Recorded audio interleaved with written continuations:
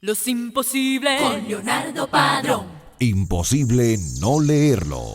La poesía tiene su propia voz y se abre camino sobre el dolor de la persona que le escribe o sobre cualquier otro. No basta estar dolorido o haber sentido dolor para escribir. Hay otra cosa más que pone el alma, ¿no? Como decía Machado, lo que el alma pone, si es el alma quien lo pone. Eugenio Montejo, el poeta que cautivó a Hollywood.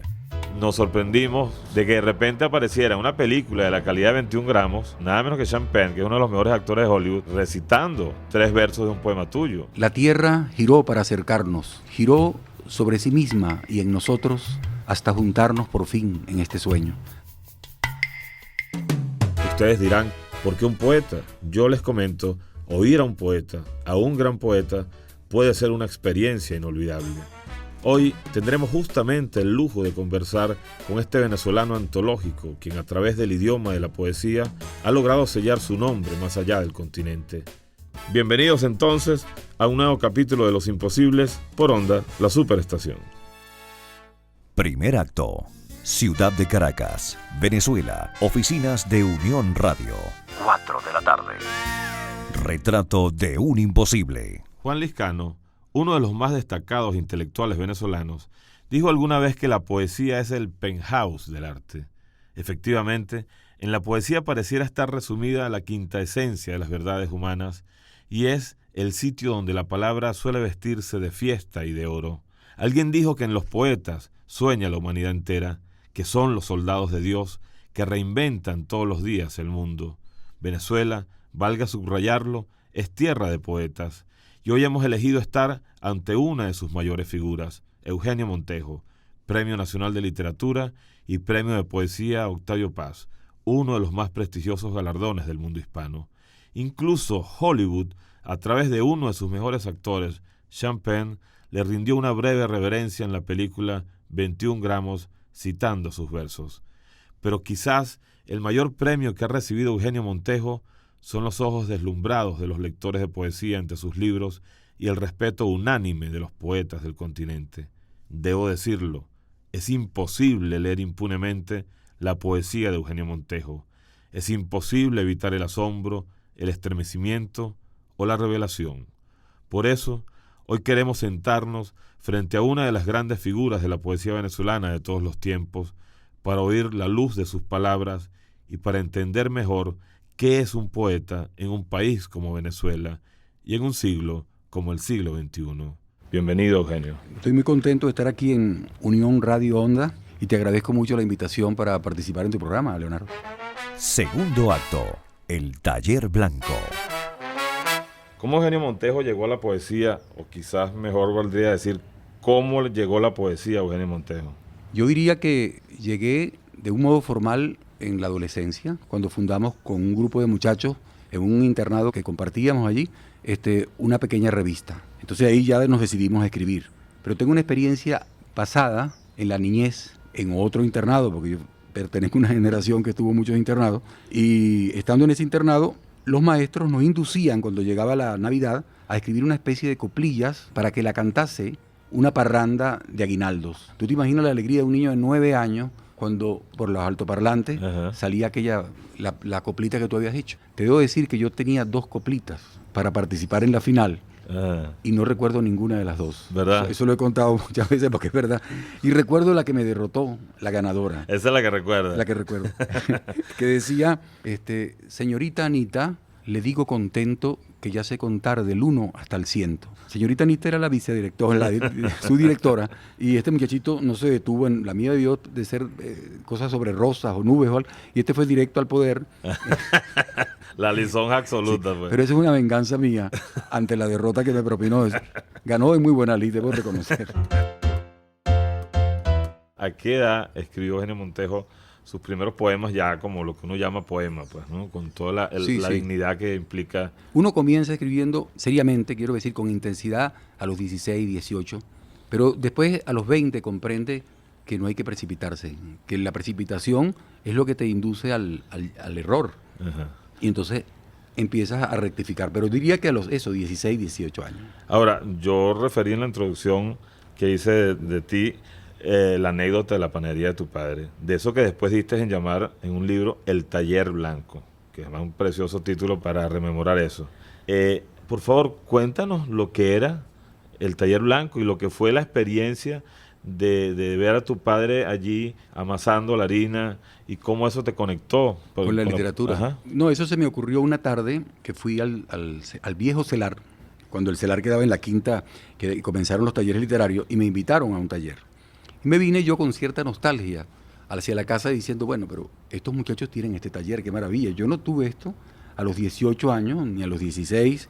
Nosotros no participábamos, no teníamos un guía, no intercambiábamos opiniones ni libros.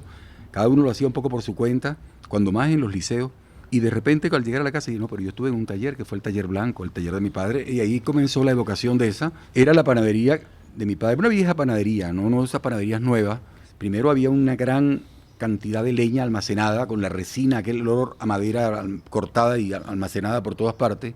La harina que estaba apilonada en grandes cantidades de cuartos allí, los tablones, los trabajadores que venían a las 6 de la tarde más o menos, lo que llaman la hora de la pega, decían ellos, y el jefe de cuadra, que en ese entonces era mi padre, pendiente de que aquellos borrachines no se le quedaran por el camino, porque si fallaba uno, fallaban dos, había que buscar quien le supliera, porque lo que sí no podía fallar era el pan al día siguiente, que tenía que estar para los orfelinatos, para los cuarteles, para las escuelas, etcétera, ¿entiendes? Entonces, toda esta responsabilidad y toda esta compartir la noche, yo vengo de una familia que me precede una hermana y me siguen dos hermanas, era un mundo muy femenino. Entonces yo me escapaba más bien de la casa y buscaba refugio en la panadería por la cuestión de la complicidad con la conversación de aquellos hombres que hablaban de su vida, mi padre dirigiendo un poco todo, la presencia de la harina, todo eso fue una gran enseñanza para un muchacho que fue creciendo allí, ¿no? Estuve ahí con un par de años, 3, 4 años, pero me dio una información del mundo poco común, ¿no? Y ahí pienso yo que eso fue un taller de aprendizaje de la poesía. Pero sobre todo, la fraternidad que circulaba entre esos hombres, ¿no? Que esa es la primera enseñanza de la poesía. El poeta es el que está pendiente del otro. Así es. O sea, tú sientes que eso te empezó como a sensibilizar más allá del acto de la escritura del poema, ¿no? Incluso en el mismo acto de la escritura, porque, por ejemplo, cuando el panadero, en ese entonces, hacía un pan, lo primero que hace es que al amasarlo y al configurarlo, lo ponía en largos tablones y los envolvía en unos lienzos para que el pan levantase con la levadura, ¿no? Bueno, ese es un poco el mismo procedimiento que uno usa en un poema. Uh-huh. Uno escribe el poema y lo guarda a ver si el poema va a alguna parte. Si el poema no levanta, después lo rompe. Y es el tiempo el que te da la mirada, ¿no? Tercer acto. Abogado con alma de poeta. Eugenio Montejo, tu hoja de vida dice que, entre otras cosas, estudiaste Derecho. ¿A cuenta de que un poeta decide estudiar Derecho? Yo fui a la Universidad de Carabobo, en Valencia, y abre nada más que 3 carreras fundamentales, que son Derecho, Medicina e Ingeniería. Yo no podía optar a las otras por mi bachillerato. Me condenaba un poco a irme por Derecho, que era un poco la carrera que seguían todos los que iban para Letras y todo. Uh-huh. Entonces me gradué ahí de abogado. ¿Pero nunca ejerciste? Traté de ejercer y no pude. Vi que eso no era para mí. Para bien de la poesía. Sí, no pude. No. Hay mucha gente que tiene la idea que el poeta anda como en la luna. El poeta no anda pendiente de las cosas prácticas de la vida, de pagar la luz, el teléfono. No, eso sí. Recuerdo que Vicente Gervasi, por ejemplo, creo que una vez trató de entrar al cine en Valencia con un perro. Ajá. Y no lo dejaron. Le dijeron, no, aquí no se puede entrar con perro. Entonces se dio cuenta que tenía un perro y tuvo que ir a salir a ese tipo de cosas, distracciones personales. Tú sabes que hay gente que dice que mientras más atormentado eres, mejor poesía vas a escribir. Incluso Borges decía que no hay mejor escritor que el dolor. Eugenio Montejo es un hombre atormentado, quiero decir, interiormente atormentado. El dolor es una enseñanza profunda para escribir. El dolor presente o el dolor pasado, ¿no? Y te induce a la escritura, indudablemente. Claro que no basta estar dolorido o haber sentido dolor para escribir. Claro, seguro. Hay otra cosa más, que pone el alma, ¿no? Como decía Machado, lo que el alma pone, si es el alma quien lo pone.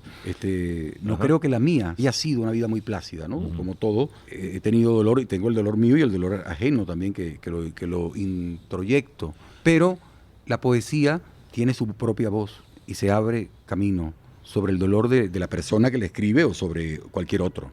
De manera que esto yo lo suscribo no tan tajantemente, esa frase, ¿no?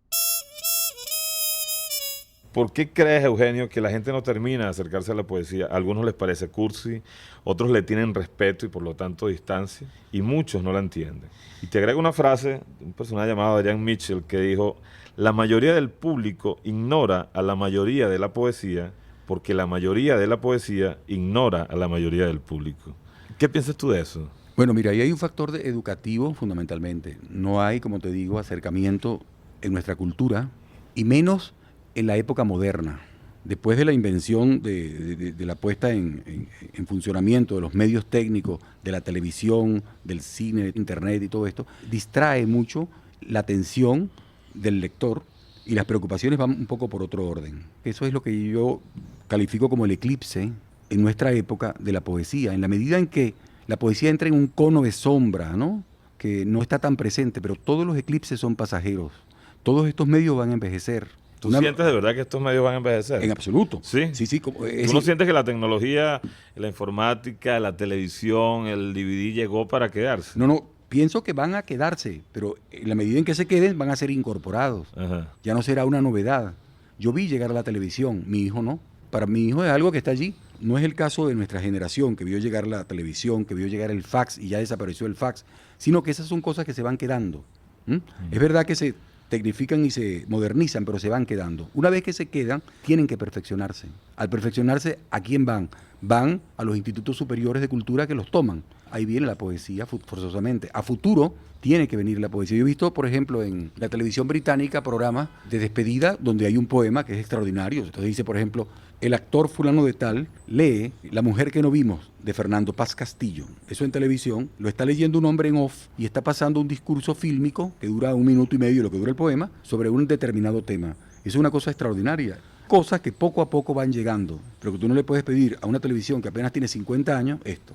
No será lo mismo en la televisión cuando tenga, qué sé yo, 150 o sea, que tendremos promoción y especializados en todas las áreas de la televisión y esa gente será amiga de la poesía. Yo tengo que hacerte la pregunta más común, la más socorrida, la que le hacen a todos los poetas. ¿Cómo defines tú la poesía? ¿Cómo define Eugenio Montejo la poesía? La última vez que le respondí dije que era un melodioso ajedrez que jugamos con Dios en solitario. Porque tiene algo de melodía y de geometría también, y que se juega con lo desconocido. Y lo jugamos en soledad porque es lo más solitario del mundo. Pero yo recuerdo haber leído esa afirmación tuya y además haber agregado estupendo, que es que lo hermoso de ese juego es que aquí no se está pendiente de ganar o perder. Claro que no. Sino sencillamente ya el juego en sí es ganancia, pues, ¿no? Cuarto acto. Continuamos, amigos de Onda, adentrándonos más en la mirada, la piel y la vida de Eugenio Montejo, escuchando su banda sonora. ¿Qué tal? Soy Guillermo Arriaga, estoy llamando desde México. Yo pienso que Eugenio Montejo es el mayor poeta vivo del mundo. Hace muchos años yo le llamé como cualquier fan, le dije que era un gran admirador de su poesía y nos vimos, desayunamos juntos y ya no quise volverlo a molestar más.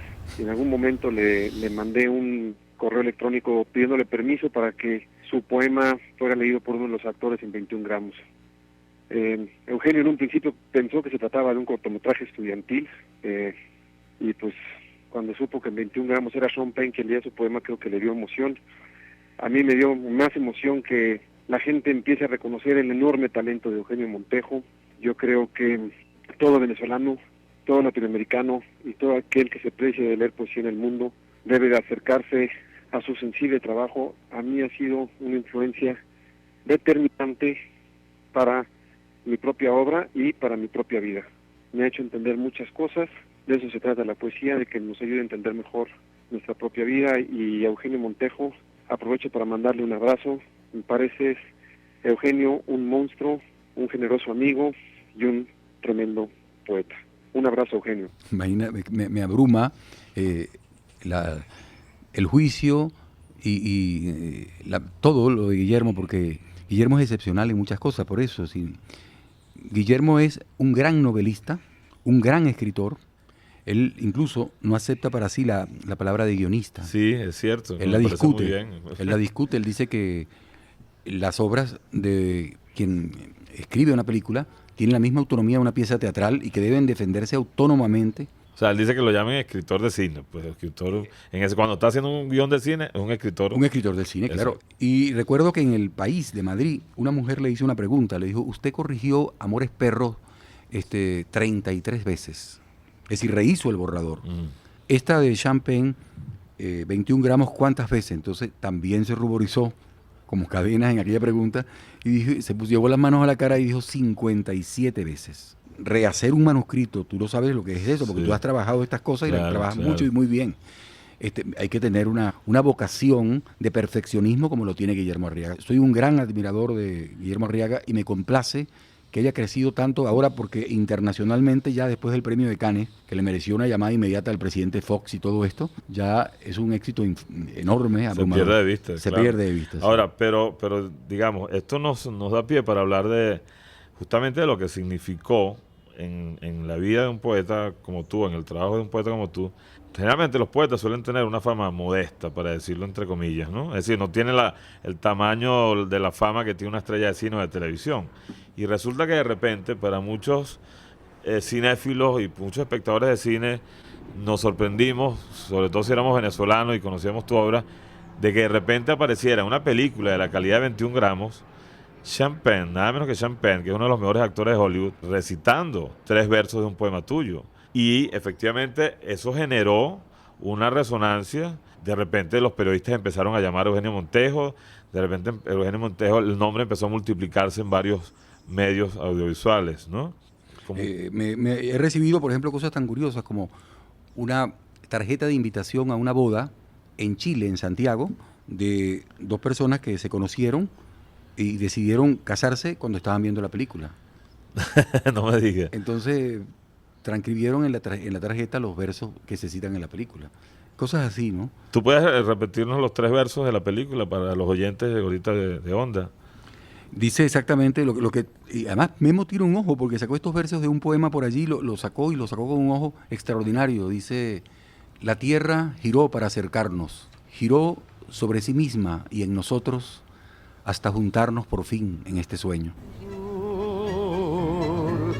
Paredón y después Cuéntanos. Bueno, el tango sur de nada menos que de Goyeneche con Troilo. Tango sur, un tango extraordinario. Entiendo que a ti particularmente te gusta mucho Me gusta mucho. esa pieza y el tango en general. Sobre todo esta pieza me gusta mucho. Bueno, el tango en general me gusta, pero esa pieza ¿Por qué? ¿Por qué esta pieza en particular te gustó tanto? me gusta porque desde que la oí no la canta Gardel. Es un tango muy posterior, es un tango del año 42. Ya Gardel ha muerto 7 años atrás. Pero después la toman otros como Goyeneche y la hacen. Y después me resultó muy curioso, te voy a decir, una respuesta de Borges. Sabes que Borges era muy travieso y a veces escribía contra el tango, a favor del tango, todas esas cosas que hacía Borges, que a veces se lo tomaban demasiado en serio y eso le evitó que algunos le dieran el Nobel, cosa que me parece que hicieron bien no dárselo, porque Borges es más grande que el Nobel. Más grande que el Nobel, sí. Pero una vez le preguntaron, ¿cuál es el tango que usted prefiere? Y Borges así, sin pensarlo mucho, dijo, Sur, naturalmente. Pero Sur es además el nombre de la famosa revista de ellos. Entonces, yo no sé si lo digo por eso, ¿no? Pero en realidad es un tango precioso, ¿no? Y la letra es muy linda. Vamos a escuchar este tercer audio, por favor, Eugenio. Juan Sánchez Peláez y Eugenio estuvieron juntos en la dirección de literatura, creo que era de la revista, no, de una revista de la Universidad de Carabobo. Y Juan lo llamaba así en las altas horas de la noche porque sabía que Eugenio se acostaba tarde, entonces como a las 12 por ahí lo llamaba y se ponían a conversar. Eugenio es muy alegre, él es serio, pero cuando está en plan de divertirse es muy divertido. Yo me lo paso muy bien con él siempre. Los dos lo pasábamos muy bien con él. Bueno, Eugenio, yo soy Malena Sánchez Peláez y te mando un fuertísimo abrazo. Es Malenita, la querida Malenita. Malena. Hablándome de mi maestro, porque Juan fue para mí, me marcó la vida, ¿no? Yo conocí a Juan a los 20 y tantos en Valencia. Y entonces comenzó una amistad y una relación muy profunda. Juan era un hombre de una visión extraordinaria, ¿no? Que veía cosas que el común de las personas no ve. Y eso me lo demostró varias veces. Ahí tenemos algo en común, porque a mí Juan Sánchez Peláez también me marcó mucho la vida. Para mí fue el ejemplo del poeta químicamente puro, de alguien que tú no sentías que tenía la poesía en los ojos, que eso que tú dices, que tenía una manera de ver, de descubrir cosas que nadie más descubría, era un poco el reflejo de ese poeta en permanente vigilia con el mundo, ¿no? Sí, sí. No pactó nunca con nada. Lo de él fue la poesía y era como una especie de sacerdote. No le habría gustado que yo hablase así de esta cosa religiosa de él, de especie de sacerdocio del poema. Y ejercía una especie de magisterio sobre algunas personas que crecieron a su sombra, incluso algunos no poetas, sino narradores, pero que sintieron esta aura de Juan tan particular para señalar cosas. Así ¿Mm? es. Así. Que era como que si a veces te estaba indicando el camino con una gran fragilidad y como preguntándote. Y tú sacabas la respuesta, pero las respuestas eran de él. Vamos a ver este audio, por favor, Eugenio. Bem pensar, todos temos nosso fado. Fíjate, estábamos hablando antes del tango y ahora hablamos de fado y hay una gran correspondencia que siempre me pregunté de dónde viene. El tango y el fado se corresponden, es una música de lamento profundo. Así es. El tango llega, el fado llega más porque es casi un grito, ¿no? Yo digo en algún apunte por allí, o lo hice en un personaje, que el fado es como un grito de esa lotería que no va a salir nunca, ¿no? Porque es la pérdida total.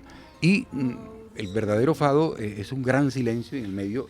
Ahora, tú viviste allí ejerciendo funciones de diplomático, ¿no? Sí. En Portugal, en Lisboa. Fue una bella época, viví en Portugal, pueblo muy cariñoso, muy querido. Viví 7 años. Ahí nació mi hijo. Bueno, pienso que esa ciudad te va acompañando por el mundo, ¿no? La Lisboa, igual. Las ciudades que tú vas incorporando sentimentalmente a tu vida. Claro. Hay una frase que dice que los diplomáticos son personas a los que no les gusta decir lo que piensan, mientras a los políticos no les gusta pensar lo que dicen. También hay gente que dice que son esas personas honestas que se envían a mentir al extranjero, mentir en el sentido de lo que es la diplomacia, ¿no? Sí. Bueno, estas son exageraciones curiosas y efectistas también. Yo no fui diplomático en el sentido estricto de la palabra y no quiero presumir de tal. Yo fui un prestado a la diplomacia técnica, en el caso mío, para diplomacia de la cultura. Eso no me impidió que yo tuve que encargarme una vez de una embajada, 3 veces de un consulado, en fin, hacer labores para las cuales me sirvió mucho el derecho que había estudiado, que se hace falta.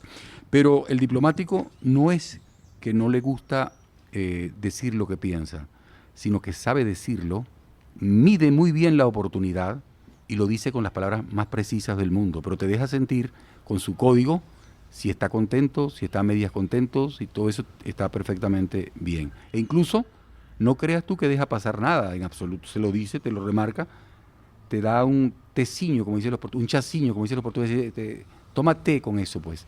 Porque toda la cultura oriental es del té, ¿no? Que formaban a la gente con el té. Entonces, los portugueses dicen, le vamos a dar un tecito, o sea, un chaciño, con mucha finura te dice, un señor tiene razón. Dicen ellos, el señor tiene razón, Ajá. pero tiene poca. y luego te dice, y la poca que tiene no vale mucho. Está muy bueno eso.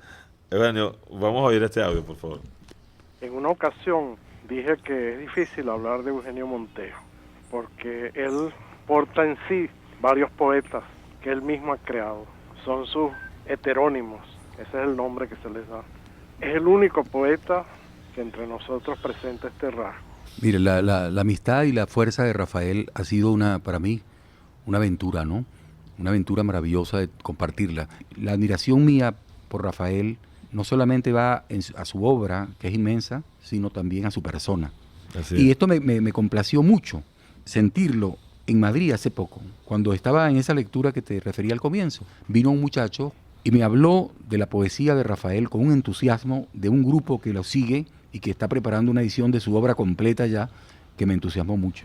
Yo quiero aclararle a nuestros oyentes que cuando estamos hablando aquí, juntando 2 nombres como Rafael Cadenas y Eugenio Montejo, estamos juntando 2 nombres que para muchos críticos y lectores de poesía son los 2 mayores poetas vivos de Venezuela. Así que de verdad que es un momento privilegiado tener aquí estos 2 nombres convocados. Rafael Cadenas acaba de hablar de un rasgo de tu poesía que yo quería que tocáramos. Tú has hecho algo que, bueno, lo ha hecho gente como poetas como Fernando Pessoa, como Antonio Machado. Eso de la escritura heteronímica, ¿no? Que es escribir libros que firmas con otros nombres. Renuncias al ego propio que puede tener un poeta. Claro. Ahora, ¿por qué Eugenio Montejo escribe un libro y lo firma con el nombre de otra persona que no existe? Tu forma de escribir te va, en cierta forma, encauzando por un determinado sendero. Esto es romper y abrirse a otro. Por ejemplo, la obra mía, la poesía mía que yo he hecho, pero de repente yo quiero hacer un homenaje a las formas clásicas del Siglo de Oro. Yo no puedo salir en un libro a firmar poemas del Siglo de Oro, eso es absurdo, como una experimentación. En cambio, el sueco Linden, que es un sueco que nació en Puerto Cabello, se le murió la madre, va a Suecia. Que es un personaje inventado por ti. Es un personaje, sí. Ajá. Entonces viene a recuperar la lengua de los Torres, que es su madre y todo, ya viejo, ya maduro, y entonces decide reaprender el castellano lo reaprende, que fue la primera lengua que escuchó en el mundo, y luego, como un homenaje, saca unos sonetos que son homenajes al Siglo de Oro. Ahí, esa armazón, yo pienso que un poeta tiene la misma autonomía que tiene un autor teatral o que tiene un novelista para componer un personaje. Como te digo una cosa, te digo la otra. Esto de los heterónimos ya casi no se practica, eso fue cosa de comienzos de siglo. Ajá. Hay un poeta español, Félix Grande, que tiene un heterónimo que se llama Horacio Martín. Me dijo en una carta una vez, no, ya yo quiero matar a Horacio porque me perturba mucho. Pero ya casi no existe. Pero hay una cosa teatral allí, ¿no? La asunción de otro yo, el desdoblamiento. Absoluto teatral. Bueno, y sin ir más lejos, Álvaro Muti con Magro el Gaviero. Los imposibles con Leonardo Padrón. ¿Qué te llevó a escribir poesía para niños? Lo mismo que te dije antes con el poema de amor. El poema para niños es muy difícil. Es muy fácil caer en la tentación del el sapito con la ranita y la cosa, ¿no?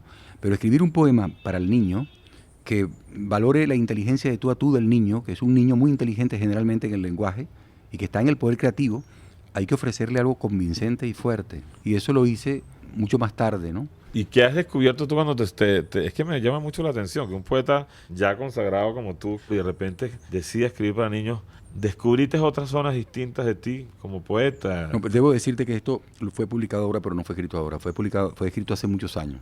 Lo que sucede es que no había cumplido 40 y entonces cuando había terminado ese libro, El Chamario, que por cierto no salió completo, salió nada más que lo que pudo caber. Ahora los mexicanos lo han editado, una cosa multitudinaria, lo compró el Ministerio de Educación, ha editado 60,000 ejemplares para regalarlo. Es una cosa muy linda, a mí me gustaría que se regalase aquí también. Vamos a oír este último audio. Existe una idea que sostiene que nosotros cuando venimos al mundo escogemos a nuestros padres, así que pienso que la escogencia fue acertada, ¿no? Pero no solo porque sabía antes de nacer que mi padre iba a enseñarme muchas cosas importantes, sino porque también he tenido la oportunidad de enseñarle cosas, tal vez de manera inconsciente, cosas ocultas que discurren entre los dos. Y bueno, estoy muy complacido con la escogencia. ¿Qué tal? Ese es Emilio, ¿Tu hijo Emilio? Nació en Lisboa. ¿Qué edad tiene Emilio? Ahora tiene 17, está terminando el 5º año. Es un muchacho muy listo, muy profundo en lo que dice siempre, me sorprende. ¿Viste esa observación que hizo ahí? No sé dónde la sacó. Sí, maravilloso. Y está, entre sus atracciones está, entre otras cosas, la búsqueda del oculto también. Tengo una buena relación con él. ¿Tu hijo lee tu poesía? Sí, cómo no. No así sistemáticamente, porque en la casa no se practica eso. Ajá. Cada uno tiene su cuarto y cada uno... Claro, pero digo, o sea, podría ser tremendo que de repente al hijo de uno no le guste la poesía en general, o de repente que no le guste la poesía que hace el padre. Sí. No, bueno, la ha leído, incluso la ha leído en público. Cuando me dedicaron una semana de la poesía, como una sorpresa, me llamaron a leer un poema que yo iba a leer después y eso me puso muy nervioso, porque creía que se iba a equivocar, ¿no? Y lo hizo muy bien porque tiene mucha... Pero me lo han podido decir, no sabía yo, bueno, qué cosa es. Y es absolutamente cierto, ¿no? Uno aprende mucho con los hijos, ¿no? Y más cuando ha practicado, como en nuestro caso tratamos de practicar una relación de tú a tú. Es decir, nunca lo tratamos como niño, sino que desde el primer momento se le metió en la casa a compartir todo.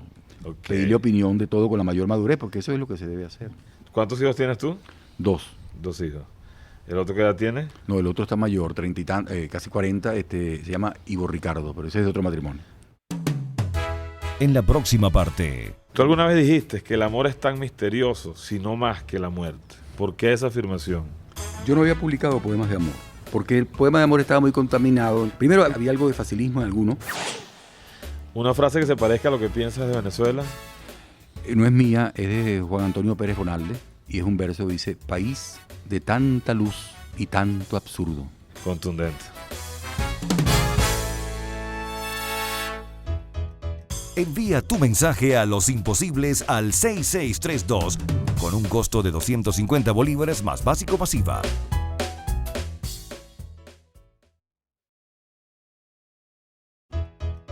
Envía tu mensaje a Los Imposibles al 6632 con un costo de 250 bolívares más básico masiva.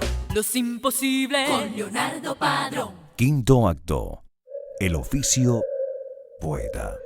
Es difícil llenar un breve libro con pensamientos de árboles. Todo en ellos es vago, fragmentario. Hoy, por ejemplo, al escuchar el grito de un tordo negro ya en camino a casa, Grito final de quien no aguarda otro verano. Comprendí que en su voz hablaba un árbol, uno de tantos, pero no sé qué hacer con ese grito, no sé cómo anotarlo. Cuéntame tu fragua con el poema. ¿Cómo es tu rutina para escribir un poema? Generalmente se parte de una imagen. En el caso mío, trato de hacer un borrador aproximado allí, que es lo que se llama el protopoema, pues, a ver si eso va a servir para algo. Entonces uno lo trabaja y lo guarda. Ese es más o menos mi procedimiento casi siempre. En una carpeta trabajo cuando me ocurre, tampoco lo voy a hacer esta noche, mañana, cuando eso viene. Luego, al cabo del tiempo, viene otro proceso, que es el que me identifica. Oye, qué bien, esto que hice me gusta. ¿Cómo me pude ilusionar con esto? Entonces lo rompo y ahí se va perfilando ya un poco hasta tener más o menos la perspectiva. Okay. Entonces me voy distanciando y así trato de escribirlo, ¿no? Y tú respondes a esa máxima que decía Paul Valéry, que los poemas no se terminan, sino que se abandonan. Se abandonan, sí. Estoy en eso ahorita. ¿Estás en eso ahorita? Tengo que entregar un libro y no quiero salir de él y ya tengo un año prometiéndolo. ¿Un libro de poesía? Sí, guardándolo y bueno, ya es como una cosa que me he pasado. ¿Y tú sientes que en la poesía es más clave, más fundamental la reescritura y el borrar que la escritura en sí, que el primer impulso, ¿no? Eso depende. No hay reglas, ¿no? Tú lo sabes mejor que yo. No hay reglas. Pero mejor que tú, ni de broma, pero lo sé. Pero igual cuéntalo. No, es verdad. Hay poemas que por sí necesitan un trabajo, porque no se dan. La oscuridad que traen es como más densa que otro. Y otro se te da y necesita muy poco de rehechura, porque ya está casi hecho. Tú dijiste al principio de la entrevista una cosa preciosa, que el poeta es el que se ocupa del otro, piensa en el otro, ¿no? Y uno siente que obviamente la poesía entraña también como una ética, una moral frente al mundo y frente al ser humano. Pero cuando uno hace vida literaria, uno se da cuenta que en los poetas existen las mismas miserias que en otros oficios. Existe la envidia, existe la mezquindad. No es una contradicción con lo que es justamente el ser poeta. Mira, te estoy diciendo una aspiración, ¿no? Y la aspiración es esa. Te voy a poner un ejemplo. Hölderlin enloquece. No había manicomio. Hölderlin, el gran poeta alemán, se lo llevan a una carpintería, el taller de Zimmer, si no recuerdo mal. Bueno, ahí lo tienen, en una carpintería al fondo, este hombre que estaba enfermo.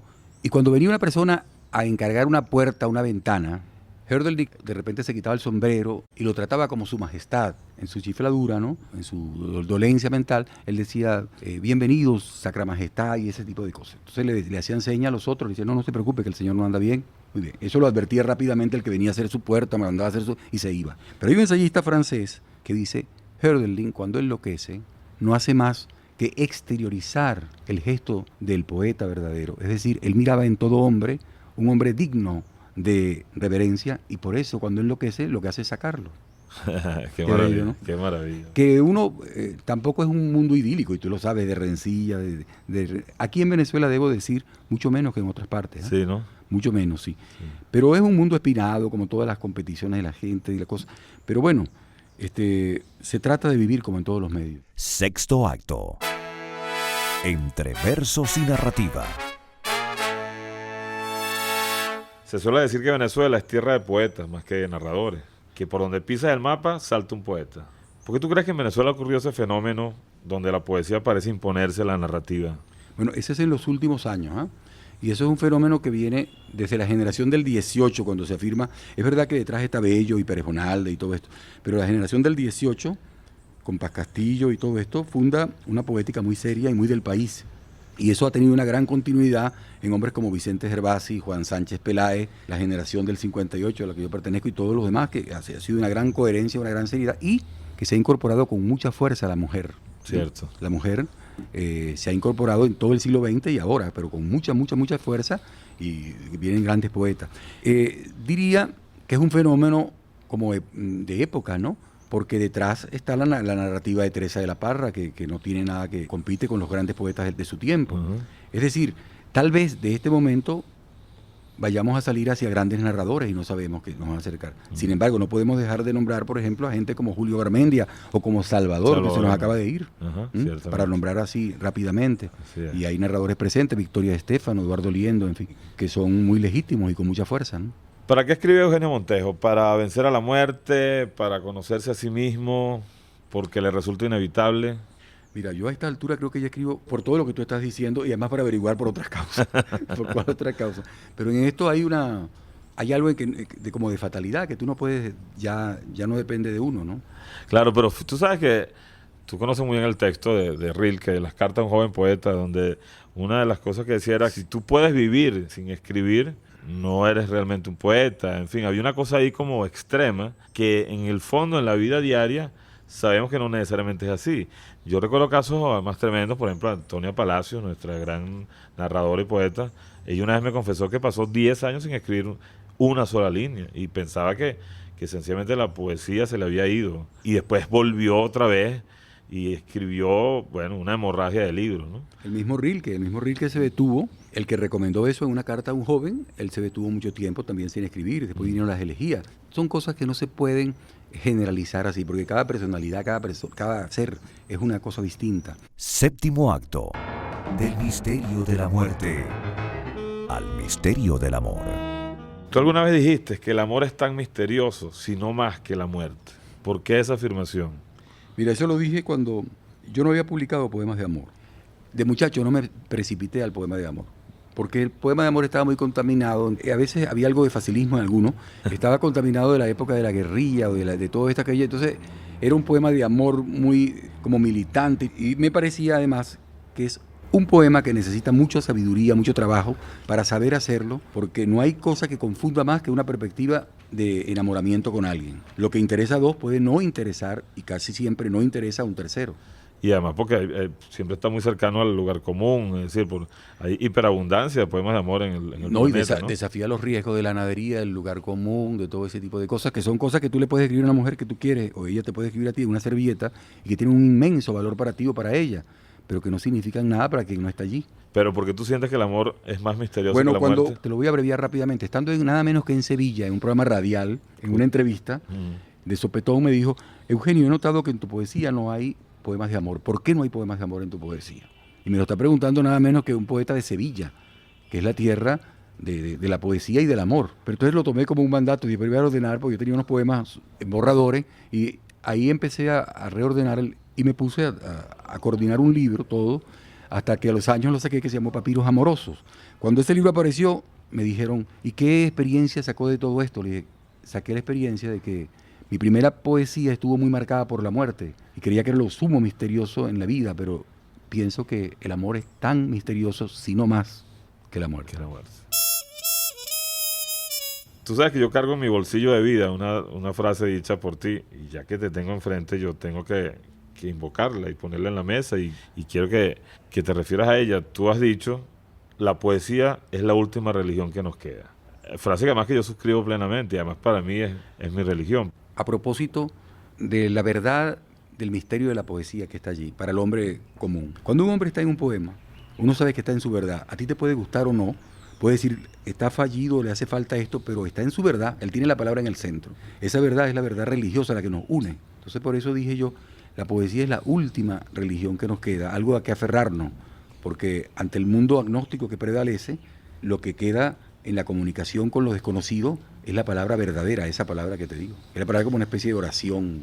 Maravillosa la explicación.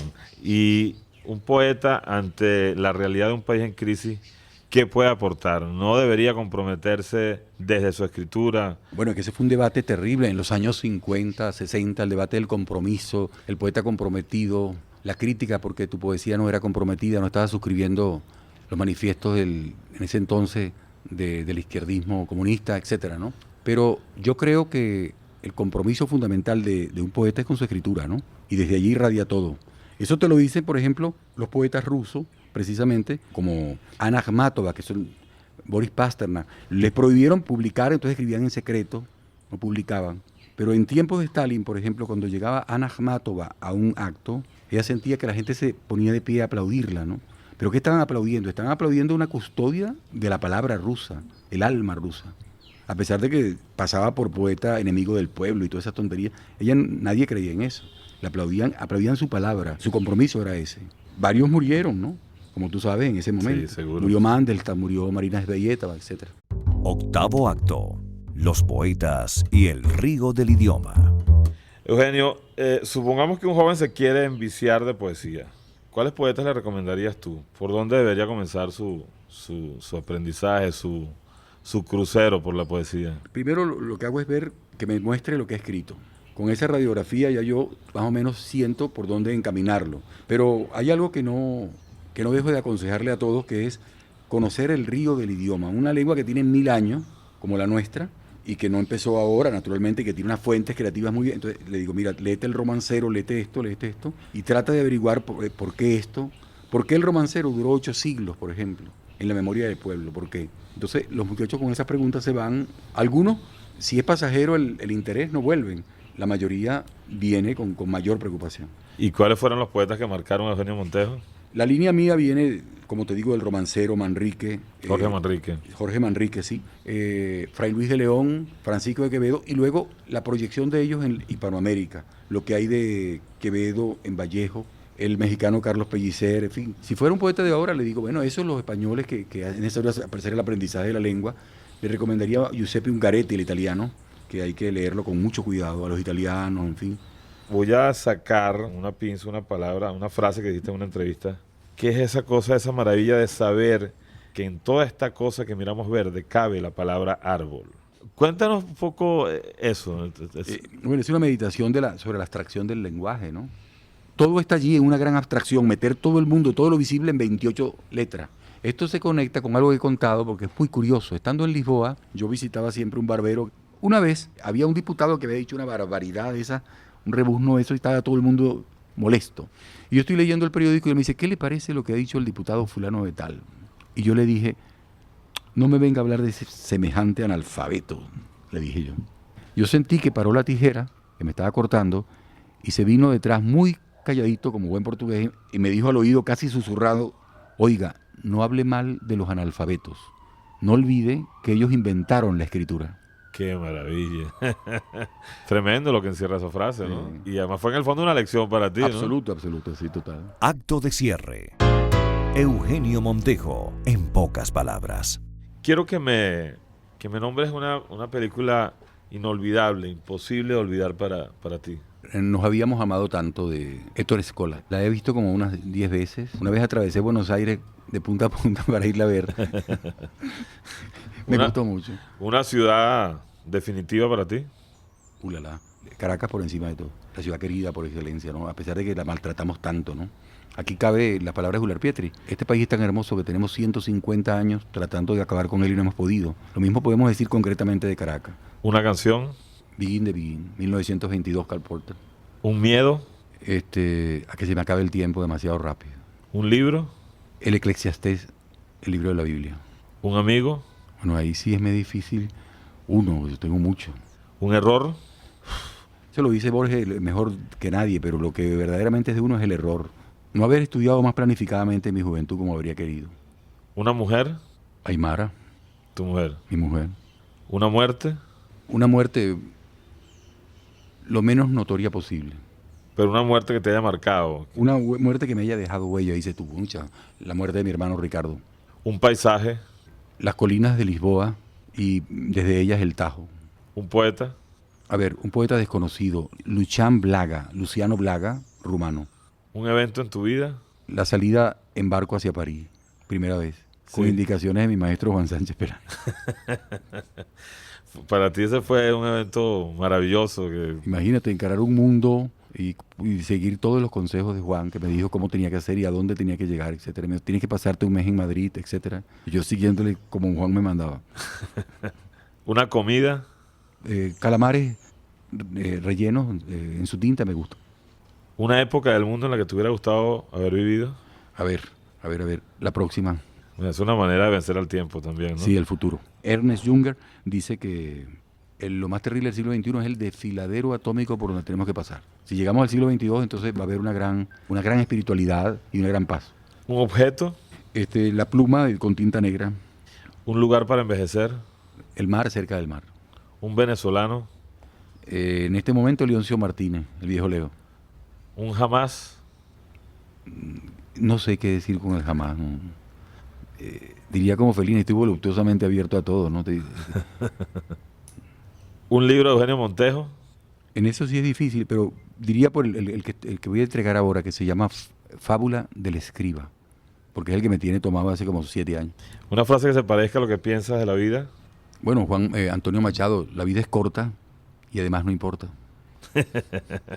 ¿Una frase que se parezca a lo que piensas de Venezuela? No es mía, es de Juan Antonio Pérez Bonalde, y es un verso que dice: país de tanta luz y tanto absurdo. Contundente. Los imposibles con Leonardo Padrón. Eugenio, yo de verdad me siento muy privilegiado, primero porque yo miro profundamente tu obra. Te quiero dar las gracias por esta entrevista que nos has dado, que además estoy seguro que mucha gente que no se ha acercado a la poesía, después de esta entrevista estoy seguro que se va a acercar con ojos atentos y ansiosos. Muchas gracias. Mira, soy yo el que te agradece por estar en este programa de Los Imposibles, de Unión Radio Onda. Te agradezco la oportunidad de conversar contigo y a través de tu programa de llegar a algunos amigos, radioescuchas. La poesía sopla donde quiera y es probable que alguno de ellos pues se acerque al poema. La poesía debe ser compañera del hombre, no solamente de quien la escribe o quien la lee, sino de todo el mundo. Así es. Tú puedes ser un dentista o un farmacéutico y debe tener un libro de poemas porque ese poema es necesario para tu vida. Pues la palabra en el silencio, como te decía yo. Ahí hay que decir, como Jean Cocteau, el poeta francés: me consta que la poesía es indispensable, pero no sé por qué. Mejor imposible para despedirnos. Gracias, Eugenio. soy yo que te agradezco. Un gran abrazo. Gracias. Espero que después de haber escuchado a Eugenio Montejo, se hayan sentido contaminados por el mejor de los virus, la poesía. Por mi parte, fue un verdadero placer, estimados oyentes, acercarlos al mundo de este venezolano tan admirado y respetado en el mundo de las letras hispanoamericanas. A ustedes, gracias por acompañarnos en este nuevo episodio de Los Imposibles por Onda, la Superestación. Vamos a hacer un break, ¿no? Para tomar un poquito de agua. ¿Por qué? En la producción general de Los Imposibles, María Antonieta Lanz, Susana Rodríguez y Jonathan Reverón. Los imposibles vas a escuchar. Aquí estoy conectado. Retomamos. Vale. Ok. Edición y montaje, Anthony López y Wilfredo Arevalo. En un ambiente singular. No tengo 40 años todavía, entonces van a decir que Eugenio se está haciendo pasar por un viejito. Los imposibles son lo mejor. Y quien les habló, con muchísimo gusto, Leonardo Padrón. Hoy